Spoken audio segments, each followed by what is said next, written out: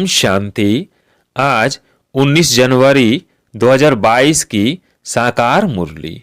आज बाबा ने कहा, मीठे बच्चे कार्य व्यवहार करते बुद्धि योग एक बाप से लगा रहे। यही है सच्ची यात्रा। इस यात्रा में कभी भी थकना नहीं। प्रश्न, ब्राह्मण जीवन में उन्नति के लिए किस बात का बल चाहिए?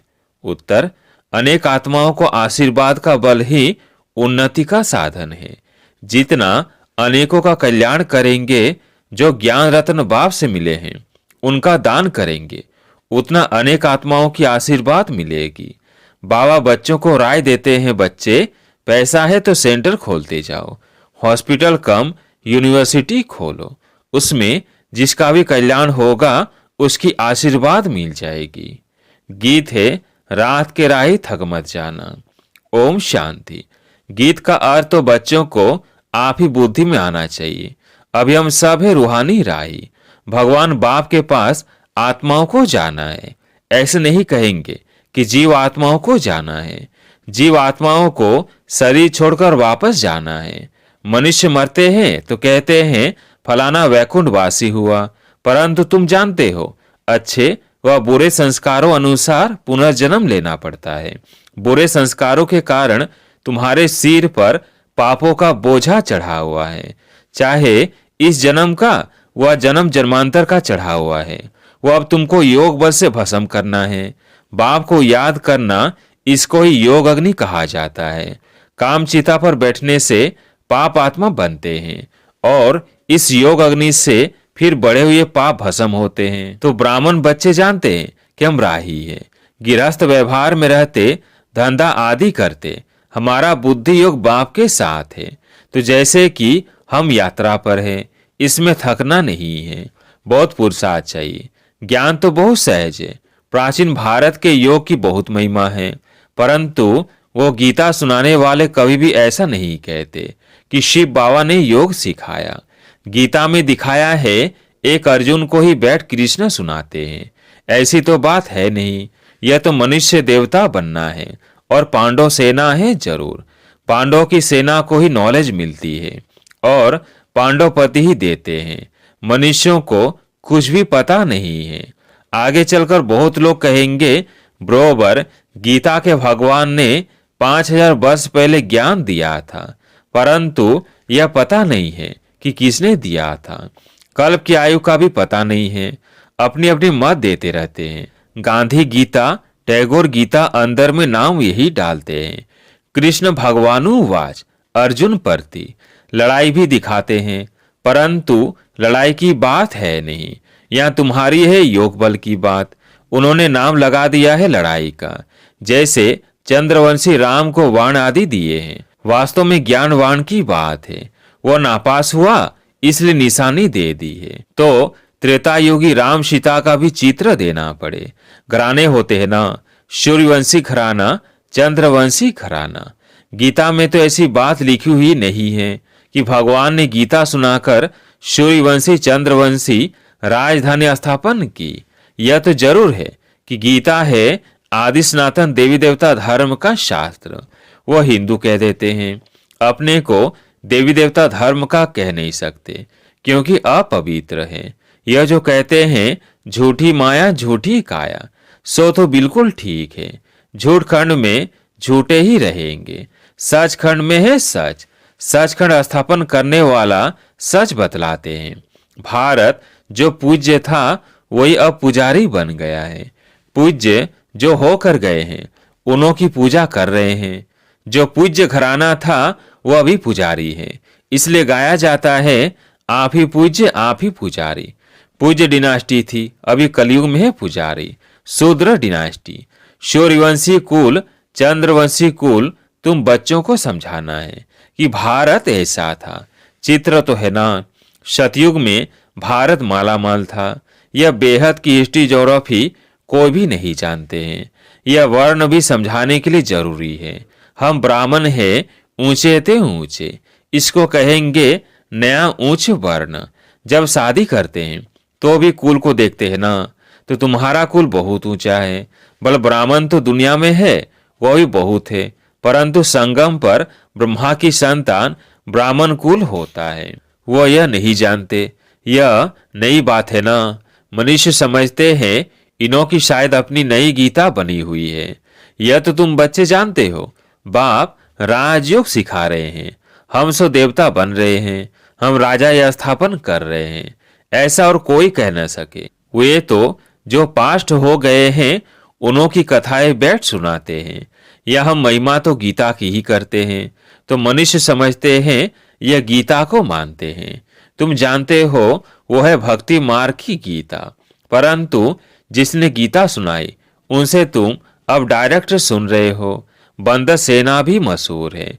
चित्र भी दिखाते हैं, hear no evil see no evil. अब बंदर को तो यह नहीं कहेंगे, जरूर मनुष्य के लिए होगा।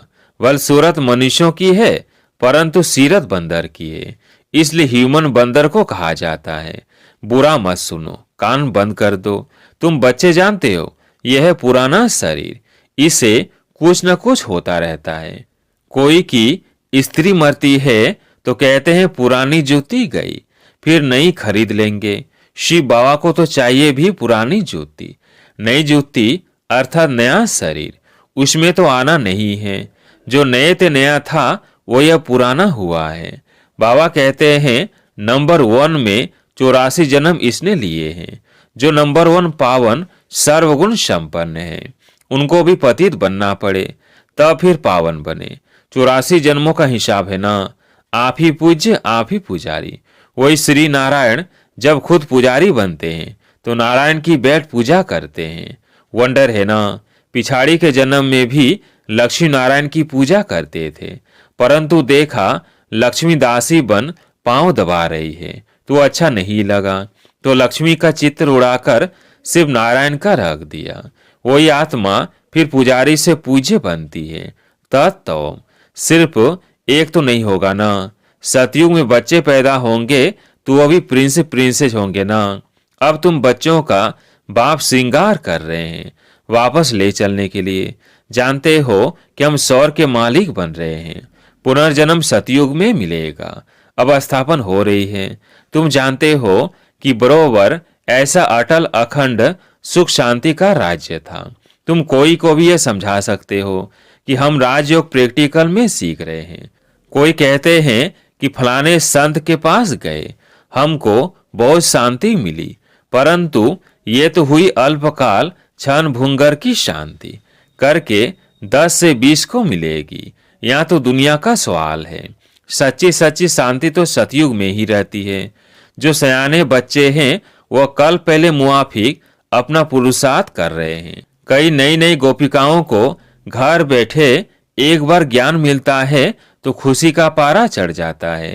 कल एक युगल बाबा के पास आया। बाबा ने समझाया, बच्चे तुम बाप से बेहद का वर्षा नहीं लेंगे। आधा कल्प नरक में गोते खाकर दुखी हुए हो, अब एक जन्म 20 छोड़ नहीं सकते हो। स्वर्ग का मालिक बनने के लिए पवित्र नहीं बनेंगे। बोला है तो डिफिकल्ट। बाबा ने कहा काम चिता पर बैठने लिए जिस्मानी ब्राह्मण ने तुम्हारा हथियाला बांधा। अब तुम ज्ञान चिता पर बैठ स्वर्ग के महाराजा महारानी बनो। तो कहा आपको सहायता देनी पड़ेगी। बाबा ने कहा शिव बाबा को याद करते रहेंगे तो जरूर सहायता मिलेगी। बोला हाँ याद करूंगा। झट बाप से हथियाला बांधा, अंगूठी भी पहनी। यह बाप दादा है ना। बेहद का बाप कहते हैं बच्चे तुम पवित्र नहीं बनोगे तो स्वर्ग में भी नहीं चल सकोगे। ये अंतिम जन्म पवित्र नहीं बनने से तुम राजा ही खो बैठेंगे। इतना थोड़ा समय भी तुम पवित्र नहीं बन सकते हो। बाबा तुम्हारा ज्ञान योग से श्रृंगार कर रहे हैं। तुम ऐसे लक्ष्मी नारायण बन जाते हो। अगर बाप का नहीं माना तो समझेंगे इन जैसा महामूर्ख दुनिया में कोई नहीं है। एक होते हैं हद के मूर्ख, दूसरे होते हैं बेहद के मूर्ख। यहाँ पर ऐसे नहीं बैठ सकते हैं जो वायुमंडल को खराब करें।